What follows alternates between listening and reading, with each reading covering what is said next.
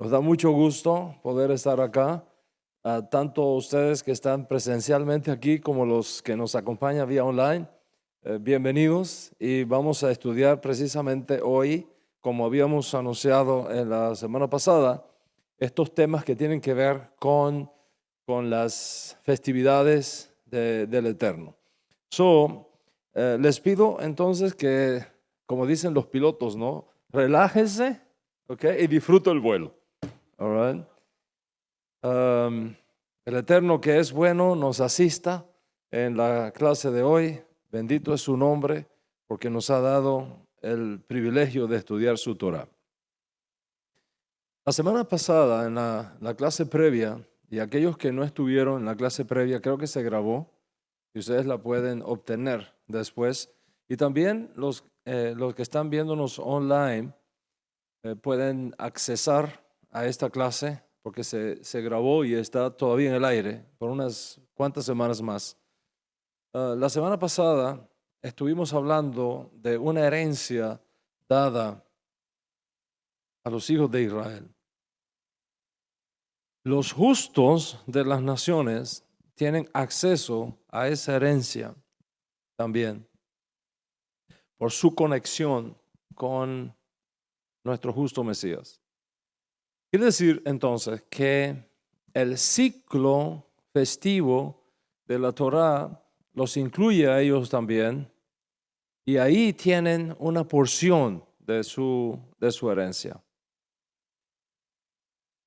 Con la mira de entender lo sagrado y lo importante que son las festividades del Eterno,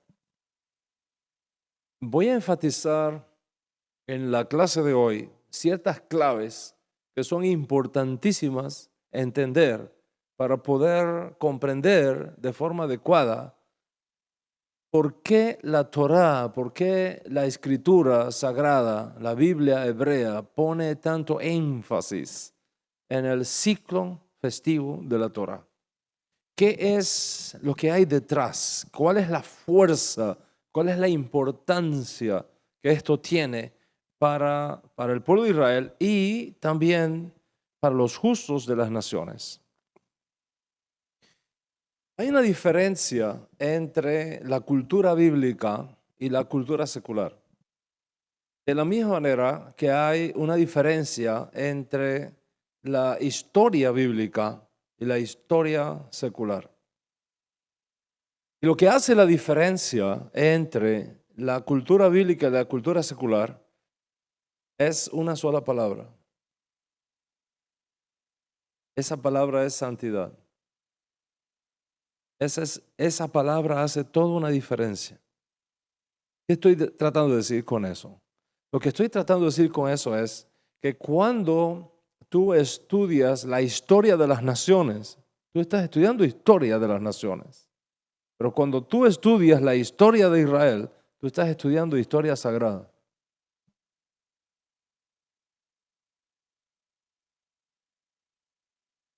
¿Me explico? Por ejemplo, mencionemos el nombre de una gran batalla que ha tenido lugar en alguna nación secular en el mundo. Alguna batalla importante. Waterloo. Right? Una batalla importante, Waterloo.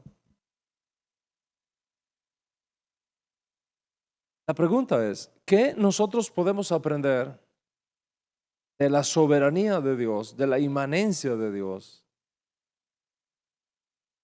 del amor de Dios y de la gracia de Dios estudiando esa guerra, esa batalla? Pero vamos a estudiar otra batalla, la toma de Jericó por Joshua.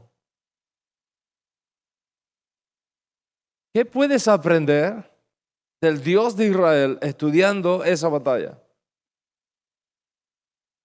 Muchísimo. ¿Por qué?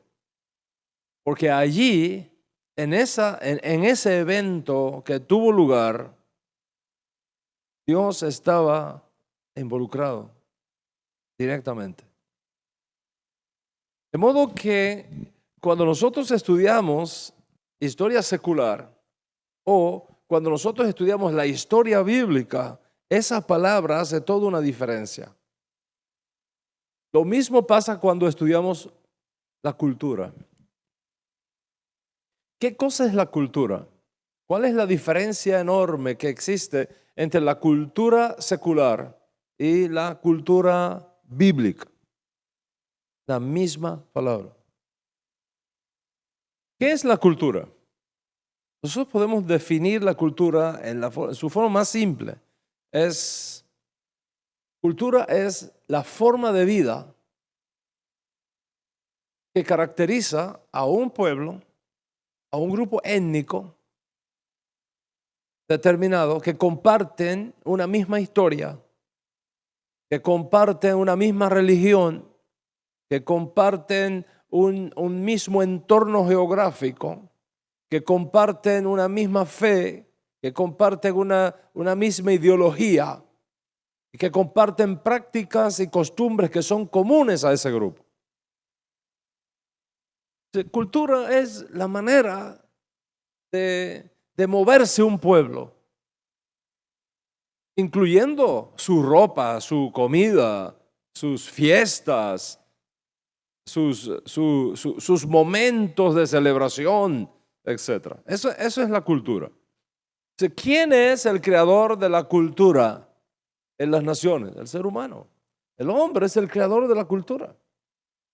Los poetas, los filósofos, los sacerdotes, los religiosos, los intelectuales, los científicos, los sociólogos, los maestros, todas estas personas influyen notablemente en ir formando esos valores culturales que en un periodo determinado de tiempo identifica a un grupo étnico específicamente. Ese hombre o ese grupo de hombres que de alguna manera crea la cultura está lleno de cosas espectaculares, preciosísimas y maravillosas. ¿Por qué? Una simple razón. Todos los seres humanos hemos sido creados a imagen y semejanza de Dios. Todos los seres humanos hemos sido creados a imagen y semejanza de Dios. Nuestro santo maestro, el maestro de justicia de Israel y del mundo, su majestad Yeshua Mashiach, nuestro Ribi Akadosh, dijo en su enseñanza: sean perfectos como vuestro Padre que está en los cielos es perfecto, porque Él hace salir su sol sobre buenos y malos, sobre justos e injustos. En otras palabras, Hashem, cuando creó al hombre, no hizo acepción de personas. Los judíos no tenemos más neuronas que los no judíos. Los colombianos no tienen más neuronas en su cerebro que los asiáticos. Todos tenemos 100,000 millones de neuronas aquí adentro. Todo, everybody. Y hemos sido dotados por la sabiduría divina de habilidades, de capacidades, de atributos que son iguales para todos los seres humanos, judíos y no judíos. Y entonces, debido al hecho de que todos hemos sido creados a imagen y semejanza de Dios, las almas de la humanidad que componen la humanidad está llena de potencial, de riqueza, de grandeza. Los otros días estaba diciendo en una conferencia, creo que fue este pasado Shabbat en New York, que los recursos más grandes de la humanidad no están en las minas de diamante de África, o en las minas de esmeralda de Colombia, o en los recursos minerales de níquel en Cuba, o en los materiales estratégicos de Arabia Saudita o de Venezuela. Los recursos más grandes que están escondidos en la humanidad, ¿sabe dónde están? Perdidos. ¿Dónde? En los cementerios. Allí descansan en paz millones y millones y millones de personas que tuvieron durante 70, 80, 100, 120 años de su vida un potencial enorme, un potencial espectacular y nunca lo usaron. Es un regalo de Hashem para toda la humanidad, judíos y no judíos, porque todos somos hijos de un mismo Padre. Y de una sola sangre hizo todo el linaje humano. Por lo tanto, en el alma de todo ser humano hay cosas espectaculares, extraordinarias, maravillosas. Una persona no necesita ser religiosa para ser honrada.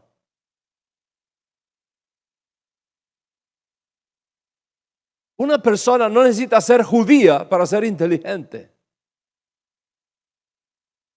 Una persona no necesita ser de la casa de Israel para ser un ducho en el arte o en la ciencia. Nosotros tenemos premios Nobel que no son judíos, que no son creyentes. Yo conozco pianistas que son espectaculares y son ateos.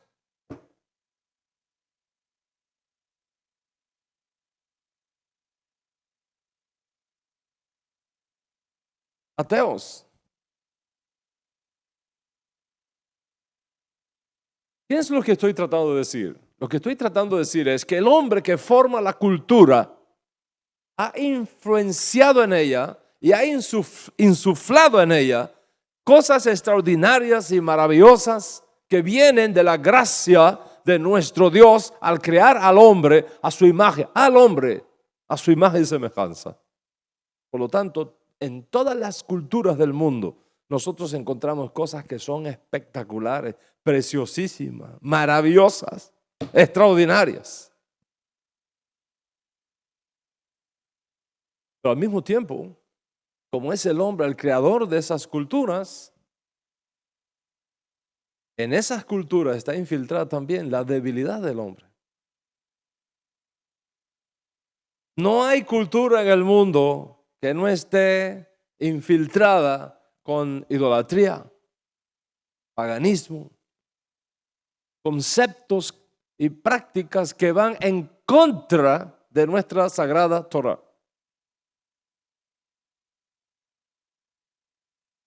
Y uno tiene que aprender a hacer la diferencia y a ver la diferencia. Cuando nosotros aplicamos eso mismo a la cultura bíblica, nos encontramos que los judíos no creamos nuestra cultura. Dios nos la reveló. Dios nos la reveló. Cultura creada versus cultura revelada. ¿Lo ves ahora? Por ejemplo, los judíos no inventamos el Shabbat.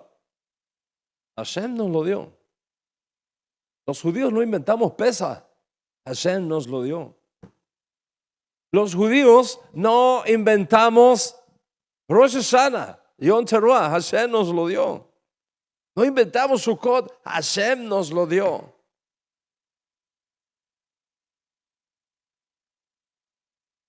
Y por cuanto es revelación de Hashem, no hay nada sucio ni pecaminoso en ella. Quiere decir que cuando usted va a cualquier nación del mundo y practica cualquier festividad cultural de esa nación, usted tiene que tener mucho cuidado porque hay elementos buenísimos, pero también hay cosas ahí que usted tiene que separar. Usted tiene que separar. Pero cuando tú vienes a las festividades del Eterno, tú no tienes que andar con una lupa para separar esto es bueno, esto es malo. Todo lo que Dios nos dio es bueno y perfecto. Y eso es lo que nos da en la cultura bíblica, especialmente en las festividades del Eterno, en el ciclo festivo de la Torah, la zona de seguridad ética, en la cual podemos fluir con la riqueza de la revelación del Altísimo sabiendo que no hay nada sucio, ni pecaminoso, ni conflictivo en esas festividades.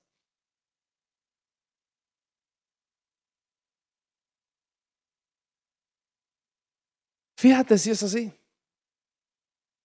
que nosotros todavía no podíamos santificar estas fiestas porque éramos un país nómada en medio del desierto. Cuando ya Hashem nos entregó cómo íbamos a medir el tiempo y qué íbamos a hacer en el tiempo cuando entráramos a la tierra prometida y cambiáramos de una circunstancia nómada, moviéndonos a un nuevo estatus sedentario, cada uno en su tierra y en su ciudad. Por ejemplo, Hashem nos dice: cuando venga el fruto del año, ustedes van a sacar el primer fruto que dé la tierra y lo van a presentar delante de mí como ofrenda en mi presencia. En el desierto tú no puedes aplicar eso. ¿Qué fruto tú vas a sacar en el desierto? ¿Para cuándo fue dado eso? Para cuando ustedes entren en la tierra. No habíamos entrado en la tierra, ya Hashem nos había dado qué íbamos a hacer en ella. Por tanto, el ciclo festivo de la Torá es algo tan espectacular, tan extraordinario y tan amplio que requiere ciertas claves o códigos para que los podamos entender, lo podamos disfrutar y lo podamos aplicar a nuestras vidas como parte del pueblo santo que somos. ¿Cuál es el ciclo festivo de la Torá? Según Vayikra capítulo 23, el ciclo festivo de la Torá incluye las siguientes festividades. Primero, el Shabbat. Esa es la primera de todas, el Shabbat. Segundo, Pesach. Tercero, Bikurim, primeros frutos. Los primeros frutos. Después, Shavuot. Después, Yom Teruah, Rosh Hashanah. Después, Yom HaKippurim. Después, Sukkot. Ese es el ciclo festivo de la Torah. Por supuesto, hay algunas otras fiestas que son históricas también, como Hanukkah, como Purim, etcétera, que se fueron dando en el desarrollo histórico del pueblo de Israel. Pero no es a esa a que estamos haciendo referencia. Estamos haciendo referencia a aquellas que específicamente Hashem nos reveló a través de Moshe Rabbeinu.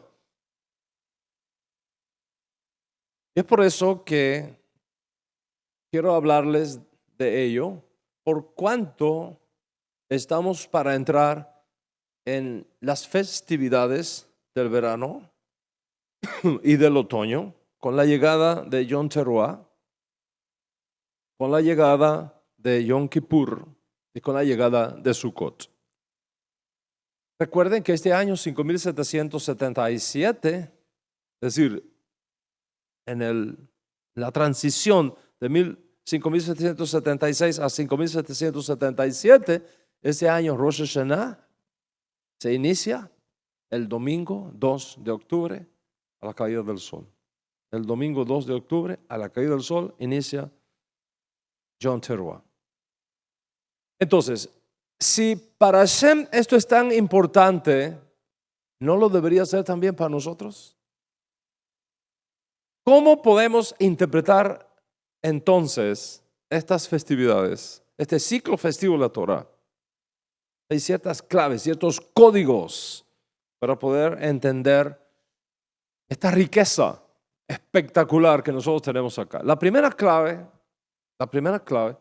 es que las fiestas bíblicas, el ciclo festivo de la Torah, son las fiestas del Eterno y fueron dadas a Israel como herencia.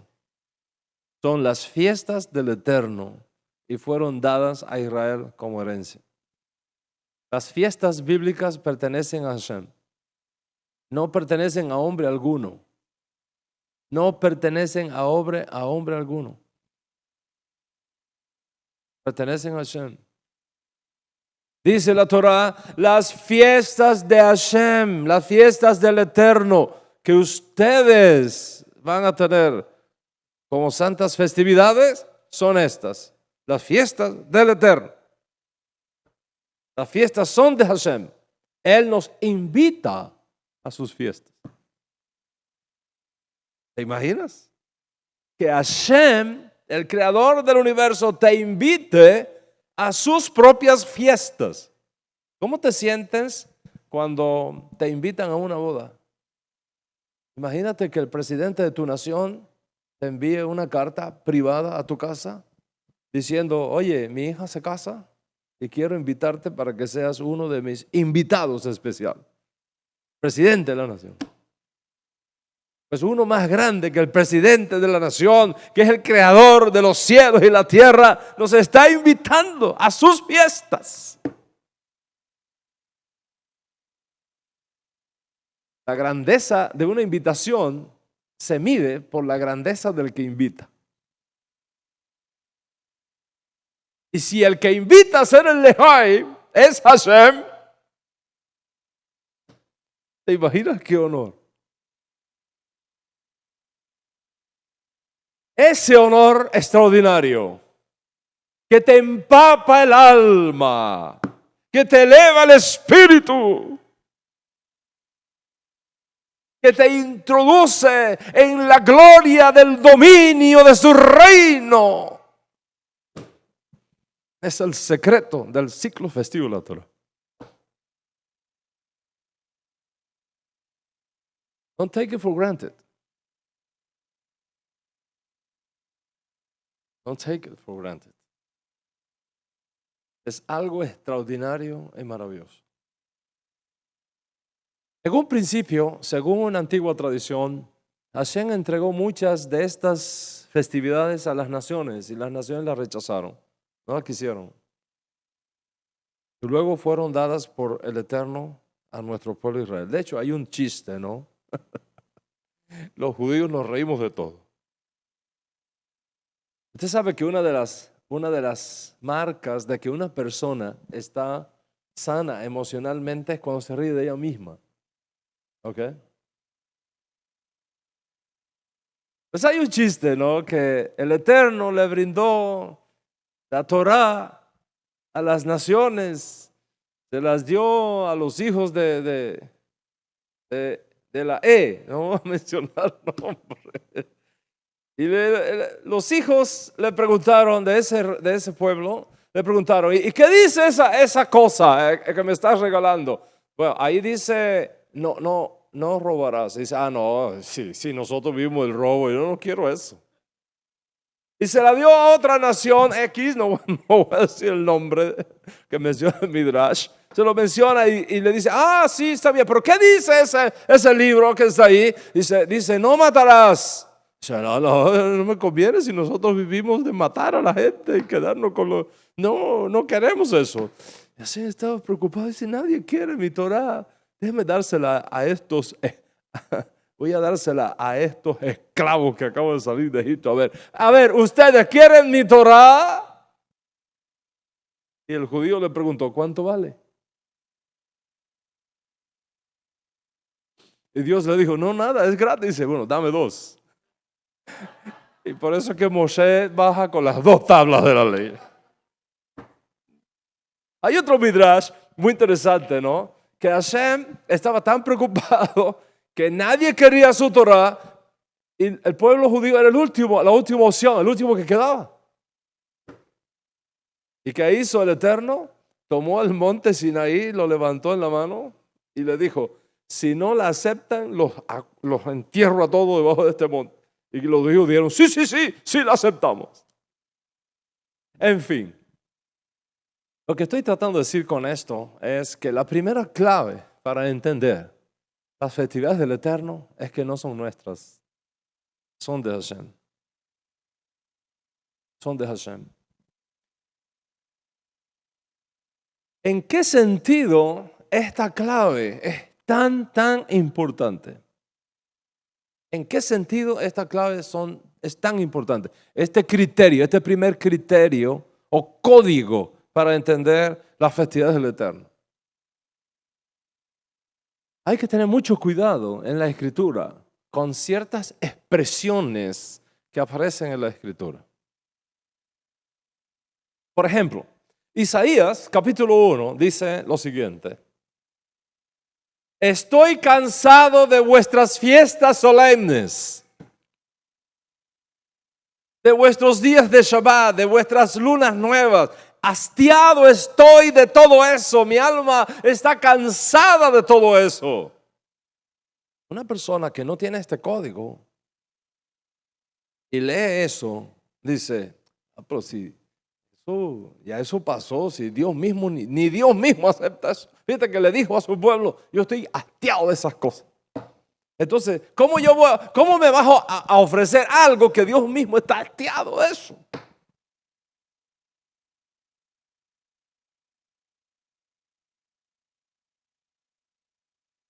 ¿Cómo vas a entender ese texto? Aquí es donde esta primera clave nos ayuda a entender. Desde el punto de vista de la teología judía, al momento que nosotros inventamos fiestas, o al momento que nosotros comprometemos sus fiestas y alteramos sus fiestas, al momento que ya no son las de él, son las nuestras.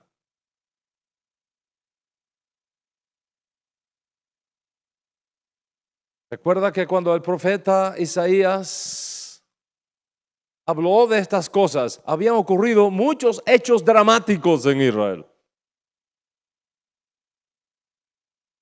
Los hombres que estaban en el poder, sobre todo en la parte norte de Israel, habían creado fiestas paralelas a las de Hashem.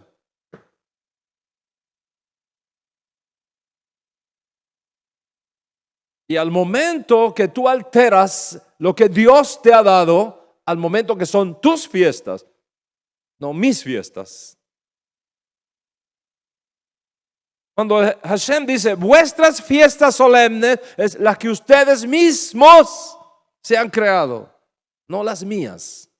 Las mías son santas, puras y buenas. ¿Me entiende lo que estoy hablando? Cuando nosotros alteramos las cosas, cuando nos desviamos del camino del Eterno, entonces se vuelve nuestro, no de Él.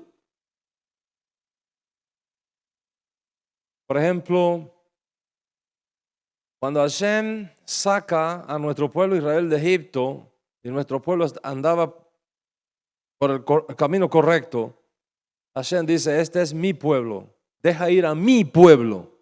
Ese fue el mensaje del faraón. Deja ir a mi pueblo para que me sirva. Pero cuando los hijos de Israel caen en el pecado del becerro de oro, ¿qué le dice Hashem a Moshe Rabeno? Tu pueblo que sacaste de Egipto se ha corrompido. Tu pueblo, ese no es mi pueblo.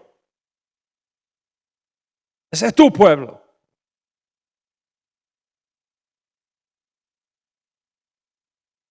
Lo mismo encontramos en el Código Real. Hay ciertas frases en el Código Real que dice, no está escrito en vuestra ley. Los que no conocen este código, al escuchar al Rivi decir, en vuestra ley, dice, no, si Yeshua mismo se separa, mira, él se separa, es vuestra ley, él mismo se aísla, ya no es de él, porque él vino a traer otra cosa diferente. ¿Por qué lo hacen?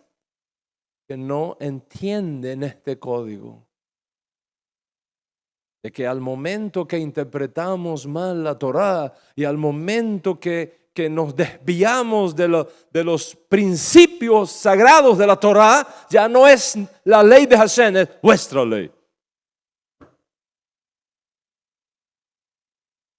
Es sumamente importante entender esta clave. Esa es la primera. La segunda clave para entender estos principios del ciclo festivo, del almanaque. No me gusta decir calendario, posiblemente tú lo vas a entender mejor diciendo, está hablando del calendario. Pero no me gusta hablar de calendario, el calendario viene de las calendas griegas que están llenas de cuestiones de esta, de idolatría y cosas. Pero de eso estoy hablando, ¿ok? El anuario, el almanaque. La segunda clave es que todas las fiestas bíblicas son mesiánicas en su naturaleza. Ese es el segundo código para entender por qué para Hashem las fiestas bíblicas son tan importantes. Todas las fiestas bíblicas son mesiánicas en su esencia. En otras palabras, apuntan al Mesías. Apuntan al Mesías. Nos hablan del Mesías. Y quiere decir que cuando tú te metes dentro de las fiestas bíblicas, tu entendimiento del Mesías va a alcanzar una dimensión extraordinaria porque Él está escondido en todas esas fiestas. Porque ya hemos explicado cómo en nuestro pueblo está escrito que todo lo que los profetas hablaron, lo hablaron pensando en Mashiach. Exactamente como dijo Rabino Shaul de Tarso en una de sus santas cartas en nombre del Ribi, cuando él dice el propósito final de la Torah es llevarte a Mashiach. Ese es el objetivo final. Y si el propósito final de la Torah es llevarte a Mashiach, y si los profetas todos hablaron acerca de Mashiach, estudiar las fiestas bíblicas que forman parte de la Torah y no ver allí a Mashiach es una grave pérdida. Es una grande pérdida. Entonces es muy importante entender esta clave, que las fiestas bíblicas son mesiánicas, en el sentido de que apuntan al Mesías. Si tú te abstienes de eso, y si tú rechazas eso, y si tú lo ignoras, te estás perdiendo una riqueza extraordinaria acerca de quién es realmente el Mesías. Y la mejor forma de explicar esto lo encontramos en una declaración hecha por el rabino Shaul de Tarso en nombre del Ribi, según está documentado en Colosenses capítulo 2, versículos 16 y 17. Colosenses capítulo 2, versículos 16 y 17. Más o menos dice algo así. Nadie os juzgue, ¿ok? Nadie os juzgue. A ver si lo veo acá en el Código Real para que mi memoria no me falle. Colosenses capítulo 2, a partir del verso 16. Por tanto, nadie os juzgue en comida o en bebida. Nadie os juzgue en comida o en bebida, o en cuanto a días de fiesta, luna nueva o días de Shabbat. Todo lo cual es sombra de lo que ha de venir, pero el cuerpo es de Mashiach. El cuerpo es de Mashiach. Nadie os juzgue.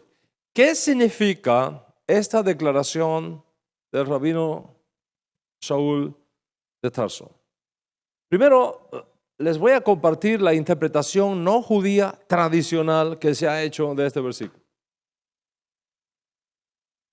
La interpretación no judía tradicional que se ha hecho de este versículo. En la teología dispensacionalista, esa teología que encapsula la revelación y el trato de Dios con Israel y con la humanidad en ciertos periodos fijos, determinados de tiempos y edades, mostrando que cada vez que llega una nueva dispensación, la anterior queda anulada y separada por la nueva que llega. En esa teología no judía se interpreta este texto como diciendo, bien, antes de la llegada del Mesías, Y antes del establecimiento de la dispensación de la gracia, estábamos confinados a la dispensación de la ley. Pero ahora, llegado el Mesías, ya no estamos bajo la ley, sino bajo la gracia.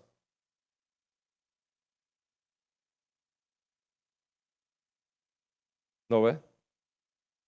Aunque esto no es el tema aquí, este no es el tema aquí, me maravilla ver cómo los teólogos cristianos pueden llegar a esta conclusión de que antes de la gracia estábamos confinados a la dispensación de la ley, si Dios nunca le dio la ley a los gentiles. Think about it. ¿Cómo usted puede estar confinado a algo que usted nunca le dieron? De hecho, Pablo escribe y dice que la condición de los gentiles es excluidos de la ciudadanía de Israel, sin pactos, es decir, sin ley, sin pactos, sin promesa, sin esperanza, sin Mashiach, sin Dios en el mundo. Y en otro lugar, el rabino Saúl de Tarso afirma, por cuanto los gentiles que no tienen ley, así dice, o porque cuando los gentiles que no tienen ley hacen lo que es por naturaleza la ley, etc. Pero esa es la declaración, dice rabino Saúl, porque cuando los gentiles que no tienen ley. Entonces, si esto es así, ¿sobre qué base puede un no judío decir, bien, antes de la llegada del Mesías y el establecimiento de la dispensación de la gracia, estábamos confinados bajo la dispensación de la ley? Pero ahora, llegado el Mesías, ya no estamos bajo la ley, sino bajo la gracia. La nueva dispensación que la supera. ¿Cómo alguien puede decir que ya no está bajo la ley si nunca tuvo ley donde estar abajo?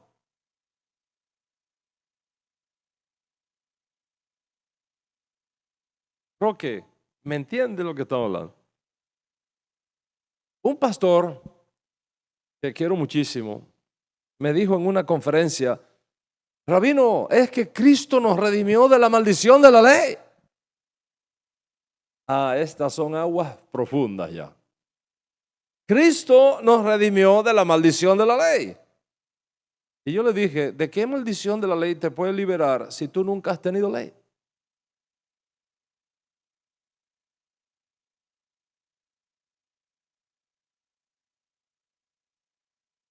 Entonces, ¿de qué maldición es de la que el Mesías te libera?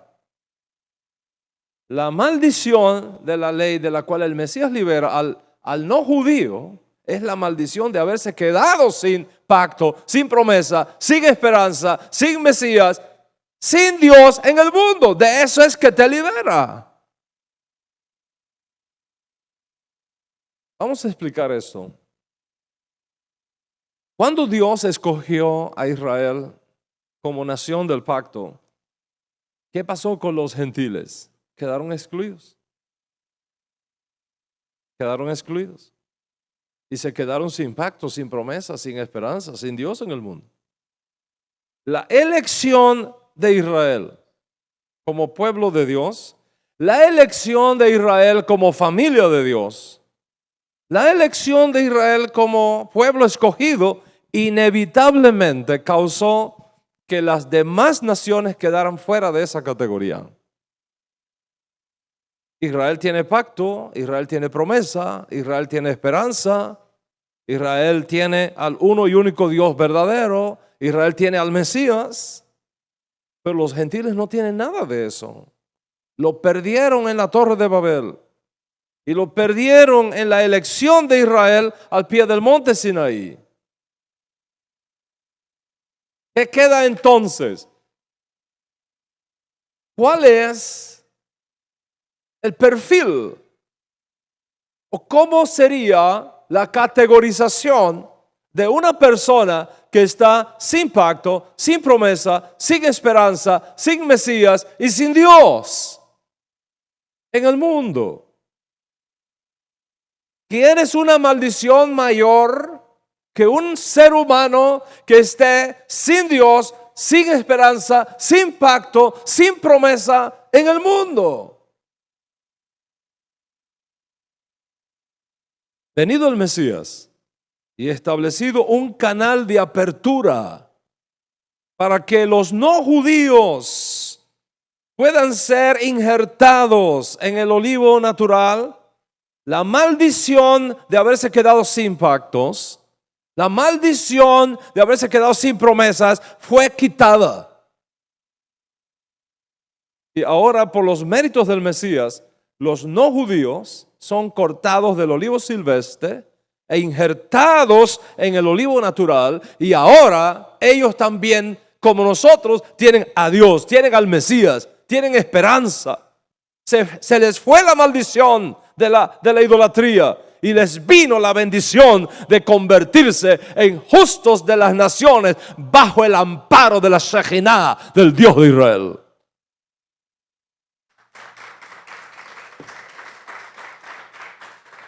No más paganos, no más idólatras, conciudadanos de los santos y miembros de la familia de Dios. Porque como se oyó aquella vez en Jafo, lo que yo limpié, no lo llames tú común o inmundo. Lo que yo limpié, no lo llames tú común o inmundo. De modo que cuando el rabino Saúl escribe, nadie os juzgue con respecto a comida o bebida, o en cuanto a días de fiesta o luna nueva o días de Shabbat, de reposo, porque todo esto es sombra lo que ha de venir, porque el cuerpo es de Mashiach. ¿Qué está escribiendo? ¿Qué está diciendo? ¿Qué quiso decir con eso? Vamos entonces a mirar la interpretación judía de ese texto. En los días de Rabino Saúl había un grupo de judaizantes.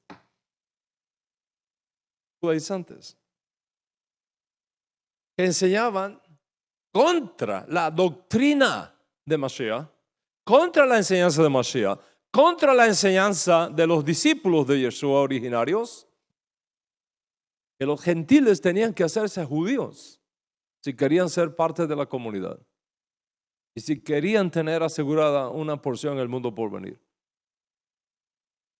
Tenían que hacerse judíos. Si no se hacían judíos, no había otra opción.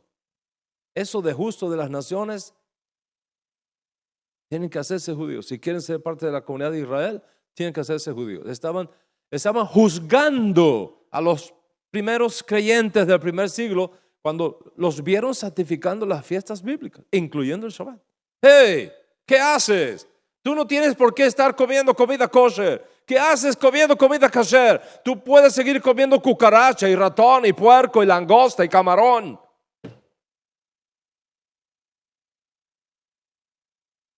Y los juzgaban.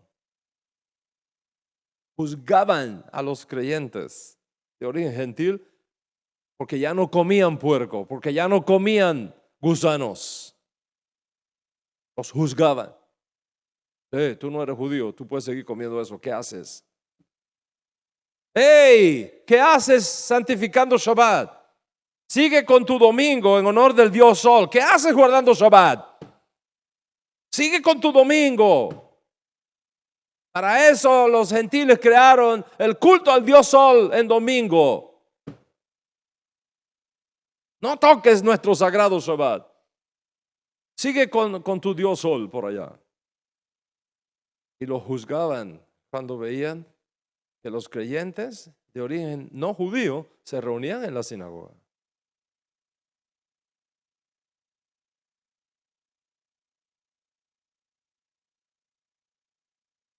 A muchos cristianos hoy día se les hace difícil entender que no hay un solo texto en esa colección de escritos que llamamos Nuevo Testamento, no hay un solo texto que pruebe que los creyentes de origen gentil se reunieran otro día que no fuera en Shabbat.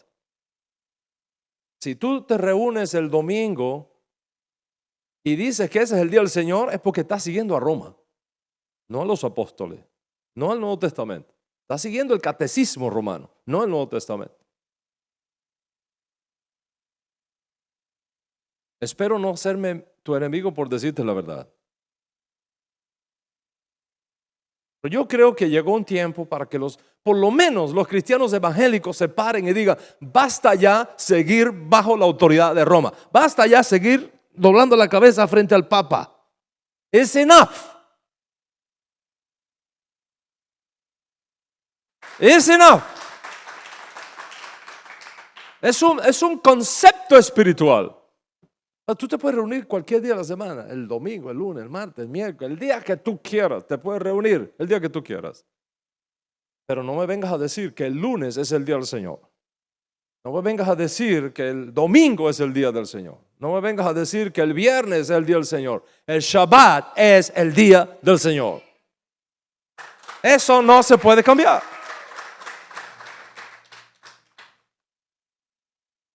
Los cristianos no tienen problema con los 10 mandamientos, excepto con el Shabbat. ¿Por qué? Porque alguien se los robó un día. ¿Y por qué se los robaron? Para que no tuvieran nada compartido con los judíos. Pero ha venido el tiempo donde los cristianos están levantando la voz y están diciendo, un momento, mis raíces no están en Roma, mis raíces están en Jerusalén. Llegó el tiempo cuando los cristianos están echando mano del tzitzit de un yehudí y le están diciendo, vamos contigo porque sabemos que contigo está el Dios a quien nosotros queremos servir. El tiempo ha llegado para que las naciones se levanten y digan, venid y subamos a la casa del Dios de Jacob, porque Él nos enseñará sus caminos y andaremos por sus sendas, porque de Sión saldrá la Torá y de Jerusalén la palabra de verdad.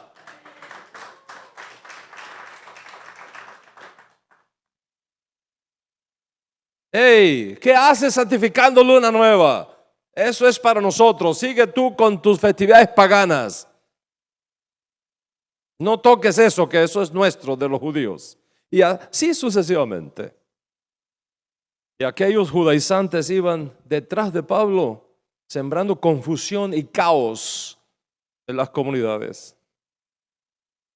Entonces, los gentiles que habían creído se preguntaban, ¿qué hacemos? ¿Guardamos Shabbat o no guardamos Shabbat? ¿Seguimos comiendo carne de gato y de perro? ¿O limpiamos nuestras bocas de sangre y de toda comida impura? Y es en ese contexto que Pablo les escribe, que nadie les juzgue. No le permitan a nadie que les juzgue. Porque lo que Dios limpió no lo puede declarar inmundo el hombre. No le permitan a nadie que les prohíban estas cosas, porque cuando ustedes practican estas cosas, ustedes están anunciando al Mesías, ustedes están revelando al Mesías, están exaltando al Mesías, porque todo esto es una sombra que no hace otra cosa que apuntar al Mesías, el cuerpo del cual todas estas fiestas hablan.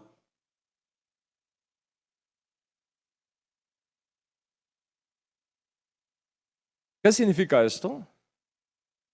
Que todas las fiestas bíblicas son mesiánicas en su naturaleza, que apuntan al Mesías, que nos hablan del Mesías, que aprendemos del Mesías por medio de estas fiestas. Y por tanto, tanto los seguidores judíos del Rivi como los seguidores no judíos, al santificar estas fiestas, no hacemos otra cosa que hablar del Mesías, mostrar al Mesías y afirmar nuestra fe, en nuestro caso, de forma particular, en Yeshua como Mashiach. Entonces, ¿qué tenemos hasta aquí? hemos visto dos claves o códigos para interpretar correctamente estas palabras del rabino Shaul y el tema del anuario bíblico, que es el que está en la mesa en la clase de hoy. Primero, que las fiestas son del Eterno, no de ningún hombre en especial. Son del Eterno. Son sus fiestas y Él nos invita a participar de ellas. Y segundo, las fiestas son mesiánicas en su naturaleza, es decir, apuntan al Mesías. ¿Están conmigo hasta acá?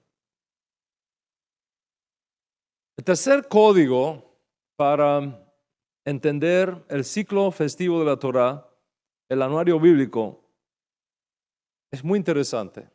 Tienes que comprender que el anuario bíblico es lunisolar. Lunisolar. Esto te va a abrir un mundo de entendimiento. Este código te va a permitir entender una cantidad de textos del Nuevo Testamento, del Código Real, que son impresionantes. Impresionantes. ¿Qué quiere decir que el anuario bíblico es lunisolar? Quiere decir que tiene en cuenta el sol y la luna para su enunciado. El sol y la luna para su enunciado. No es un anuario solar como el calendario secular que rige hoy día en las naciones, el calendario gregoriano, en la mayoría de las naciones occidentales. Y no es un anuario lunar como el calendario islámico o musulmán. El anuario hebreo es lunisolar. O sea, tiene en cuenta el movimiento de la luna alrededor de la tierra y tiene en cuenta el movimiento de la tierra alrededor del sol.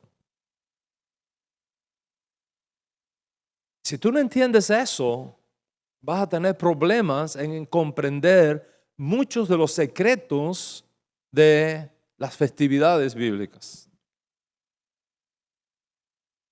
Yo sé que por ahí anda una teoría del famoso sábado lunar.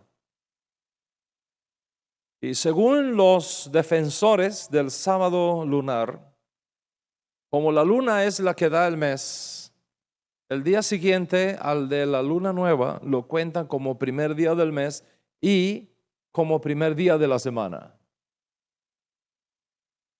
Lógicamente, para los que así cuentan, el Shabbat puede caer el día 8 del mes, puede caer el día 15 del mes, puede caer el día 22 del mes o puede caer el 29 del mes. Y lo mismo puede caer un martes que un jueves en el calendario secular.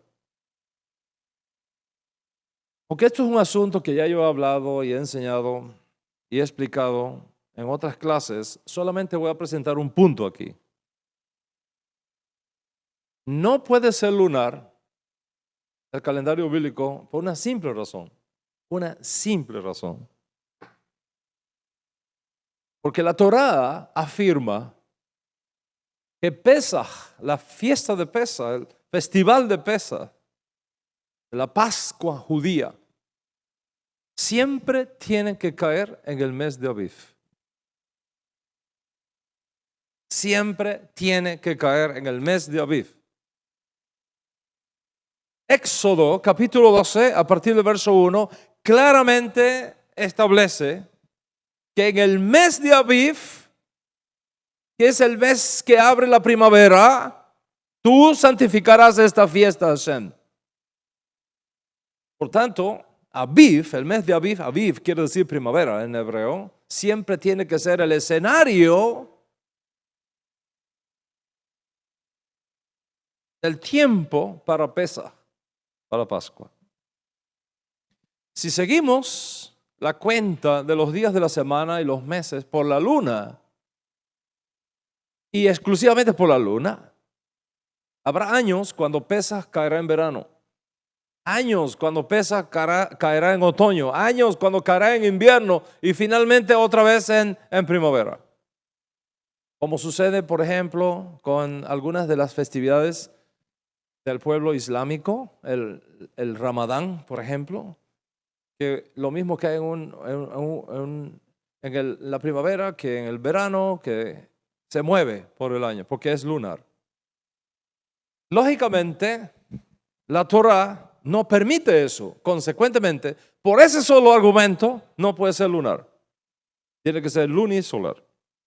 Entonces, al estudiar las fiestas bíblicas, tú tienes que tener en cuenta estas dos claves. Primero, la luna es la que nos da el nuevo mes. Y segundo, el sol es lo que nos da inicio a un nuevo día. Cuando el sol cae, es un nuevo día. Cuando la luna aparece nueva por primera vez, es un mes nuevo. El sol nos da el día. El sol nos da el día, nos da la noche y nos da los años.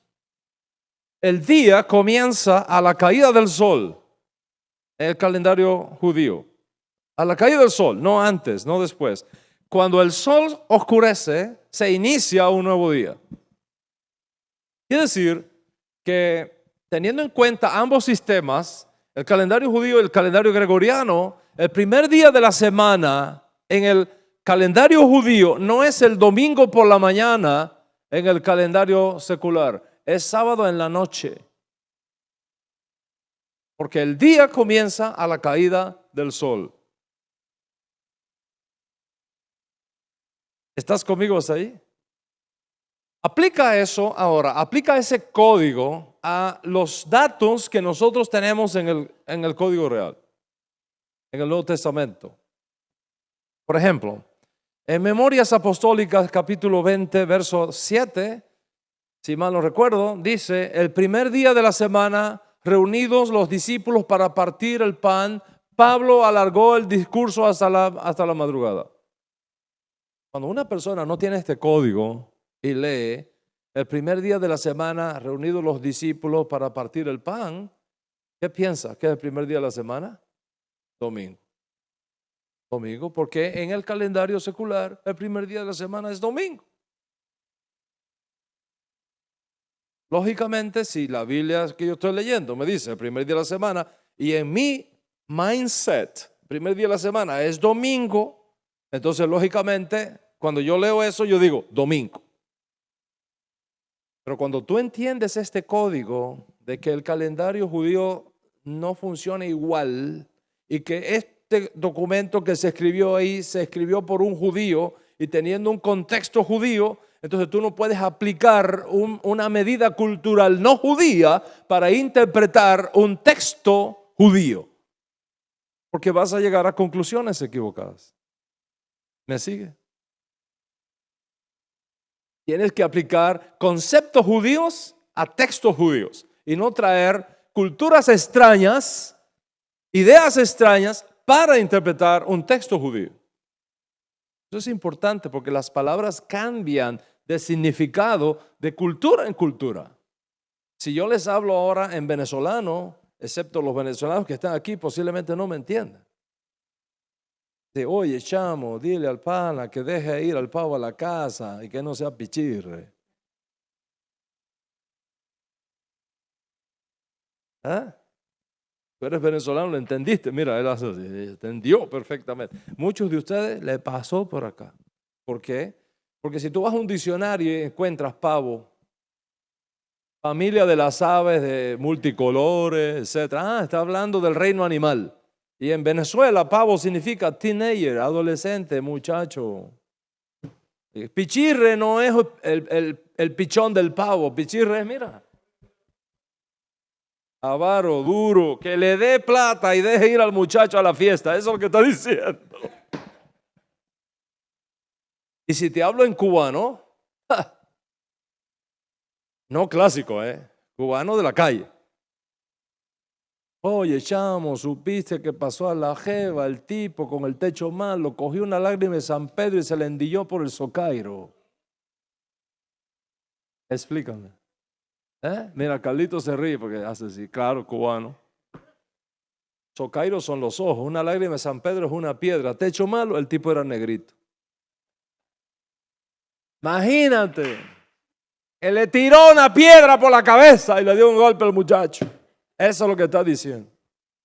Pero cuando tú no entiendes eso, estás fuera de valores culturales, tu interpretación está a mil años luz de allá.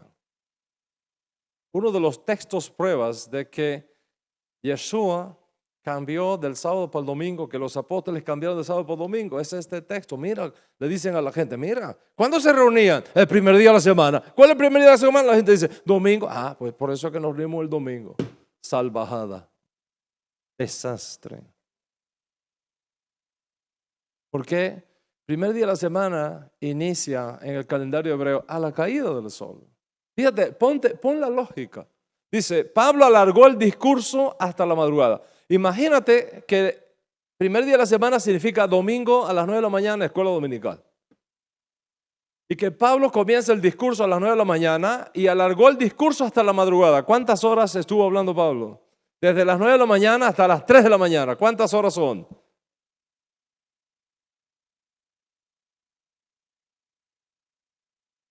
¿Cuándo tuvo lugar la resurrección de Yeshua?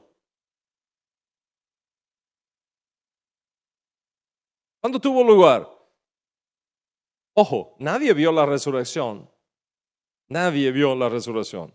Cuando los hombres y las mujeres llegaron a la tumba, aquel día por la mañana, ya la tumba hacía rato que estaba vacía.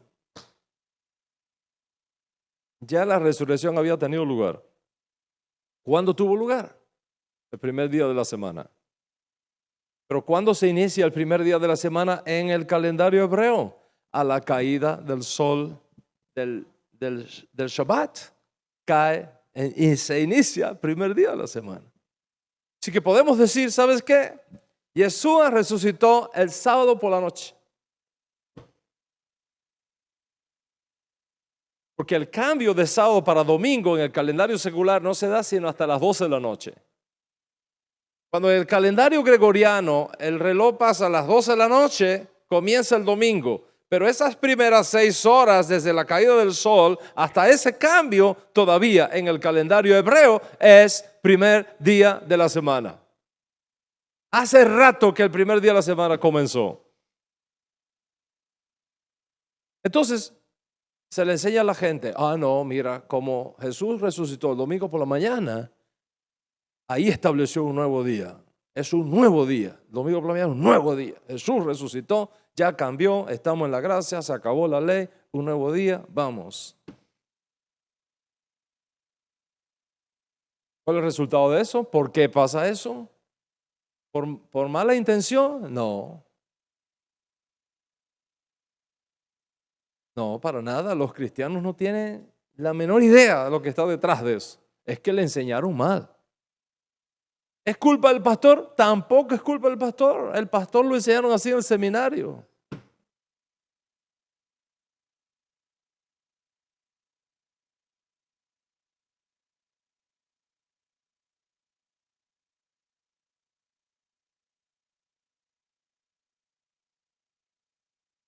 Pero el tiempo ha llegado cuando ahora Hashem te está dando esta revelación.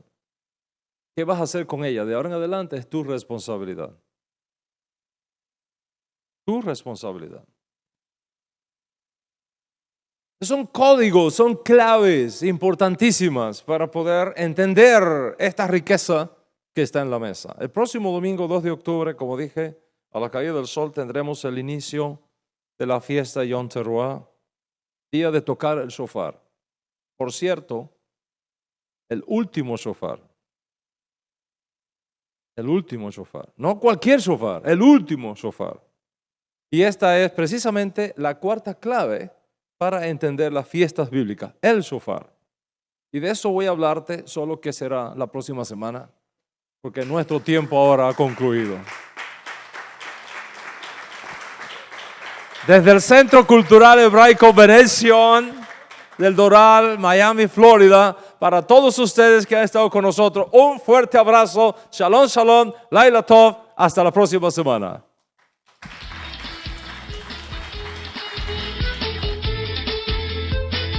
El doctor Dan Ben Abraham por más de 30 años ha enseñado principios hebraicos a miles de estudiantes por todo el mundo, compartiendo sus conocimientos en innumerables libros, en enseñanzas persona a persona, en conferencias presenciales y en internet, así como programas de radio y televisión.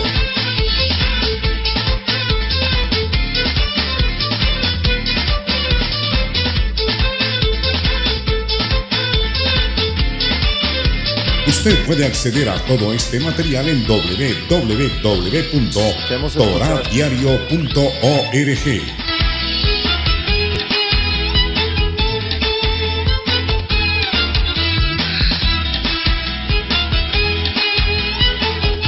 La Alianza Mesiánica Internacional AMI presenta al doctor y educador Dan Ben Abraham en su conferencia en línea. Bienvenidos.